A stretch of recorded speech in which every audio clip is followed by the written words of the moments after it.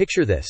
It's 1989. You're standing in the lobby of a gleaming office tower in Texas. Marble floors, gold trim. The building is full. Tenants are paying rent. To the naked eye, this is a fortress of wealth. But in the back office, a banker is sweating through his shirt. Why? Because the calendar just rolled over. The loan is due, and nobody, literally nobody, has the cash to refinance it. Fast forward to October 2025. Same marble floors, different city, but the math is exactly the same. We are watching a slow-motion car crash that the news refuses to cover. They tell you the economy is soft landing. They tell you inflation is the enemy. They're lying. The enemy is the calendar. In October alone, $1.7 billion in commercial real estate loans were tossed onto the scrap heap, added to the distress rate overnight. This isn't a prediction. This is a crime scene. And if you have a 401k, a pension, or a bank account, you're standing right in the middle of the yellow tape. Let's cut the noise. You need to understand one concept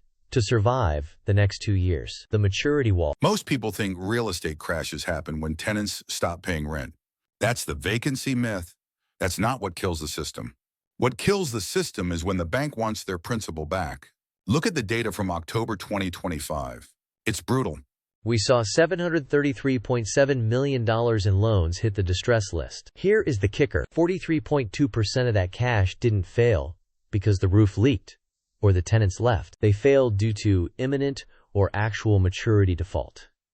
Translation: the building is fine, the business is fine, but the loan expired. In a normal world, you just refinance. You get a new mortgage, but this is a normal world. Rates are up, valuations are down. The bank looks at that $60 million loan for Hamilton Landing in Novosardo, California, and says, number.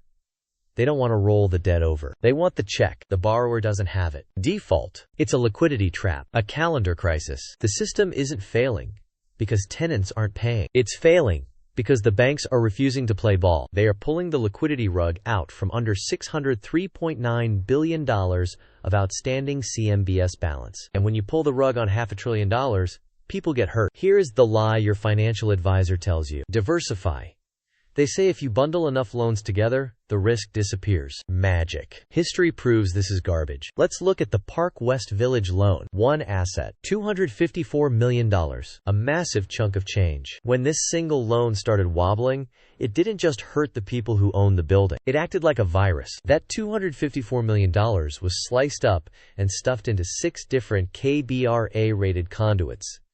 6, including $66.5 million in something called BBCMS 2022 C17. Sounds boring, right? That's the point. They hide the poison in the boring stuff. When Park West got into trouble, it degraded the credit stats for all 6 of those financial instruments simultaneously. One sick patient infected the whole hospital. This is exactly what we saw in the GFC. Investors assume diversification protects them, but the Park West Village case proves that a single toxic asset can bypass your safety barriers. It hits the distress rate, which climbed to 7.9% in October, up from 7.7% in September. They thought they were different. They thought chopping up the debt made it safe. They were wrong. Now the banks know they are in trouble. So what do? They lie about the numbers. In the industry, we call it extend and pretend.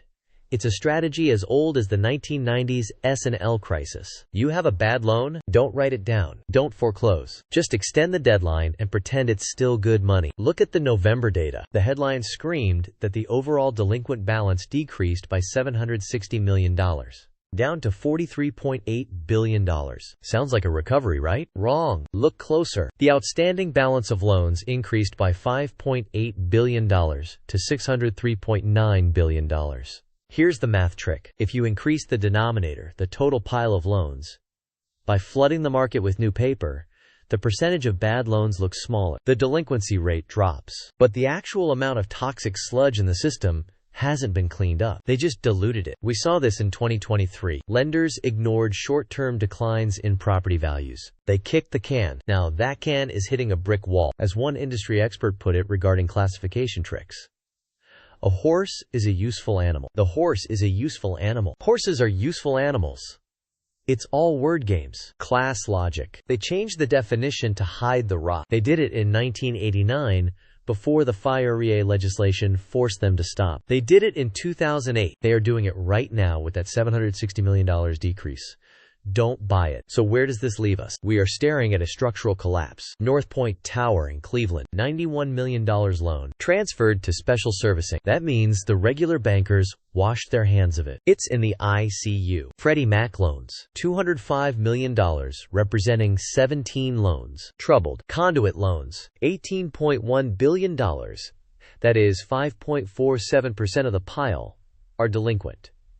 The life company loans seem safe at 1.45% delinquency, but that's just because they have deeper pockets to play the extend and pretend game longer. The scary part isn't the percentage, it's the speed. $1.7 billion added to distress in 1 month. That is an acceleration. History proves that when the maturity wall hits, liquidity vanishes. In the early 90s, it took the federal government creating the Resolution Trust Corporation to clean up the mess. They had to seize assets. Today, the Fed is trapped. If they cut rates to save commercial real estate, inflation roars back. If they keep rates high, that $733 million in maturity defaults turns into $70 billion. They thought they were different because they had better data than 2008. They thought they were smarter than the 1990s developers. But debt is undefeated. The calendar is undefeated. The $254 million Park West failure wasn't an anomaly. It was a diagnostic. The $1.7 billion spike in October wasn't a blip. It was the trend. The market isn't growing its way out of trouble. It's just getting better at hiding the bodies. But you can't hide from the calendar. The maturity wall is here. And this time, nobody is coming to refinance the wreckage. Watch your portfolio. Watch the conduits. The silence before the crash is over. The noise is about to start.